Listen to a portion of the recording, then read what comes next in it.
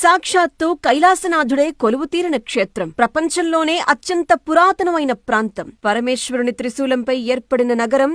ప్రళయకాలంలో కూడా నాశనం కాదని చెప్పబడే ఒక దివ్య క్షేత్రం కాశీ. కాశీ కాశీ కాశీ అని 3 సార్లు పలికితే చాలు మోక్షప్రాప్తి సిద్ధిస్తుందని కాశీఖండంలో పేర్కొనబడింది. అంతటి మహామహిమాన్వితమైనటువంటి నగరాన్ని జన్మలో ఒక్కసారైనా దర్శించుకుంటే చాలు అని అనుకోని భక్తులుండరు. ఆనంద కాననం, కాలభైరవ దర్శనం, విశాలాక్షి వీక్షణం, విశ్వనాథుని విన్యాసం, అన్నపూర్ణమ్మ అనుగ్రహం, మోక్షపురి, మహాశ్మశానం, పంచక్రోశ క్షేత్రం అనేటువంటి ఎన్నో పేర్లు మన కాశీకి. భువిలోన కొలువైన పరమేశ్వరుని నిత్య నివాసమే కాశీక్షేత్రం. తల్లి గర్భంలో 9 నెలల కాలంలానే వారణాసిలో 9 రోజుల నిద్ర ఒక మనిషికి అంతటి పవిత్రతను చేకూరుస్తుందట. ఇక కాశీక్షేత్రంలో గ్రద్దలు ఎగురవు, గోవులు పొడవవు, బల్లులు అరవవు, శవాలు కంపుకొట్టవు, కాశీలో మరణించిన ప్రతి జీవి కుడిచెవి పైకి లేచుంటుంది అని ఎన్నో విశేషాలు వింటూ ఉంటాం. కాశీ విశ్వేశ్వరునికి శవభస్మన లేపనంతో పూజ ప్రారంభిస్తారు. ఇక కాశీలో పుణ్యం చేసినా పాపం చేసినా 1,000,000 రెట్ల ఫలితం ఉంటుంది అంటారు. ఇక్కడ శక్తిపీఠం విశాలాక్షి అమ్మవారు, జగత్తంతటికి అన్నం పెట్టేటువంటి అన్నపూర్ణాదేవిల నివాస స్థలం కూడా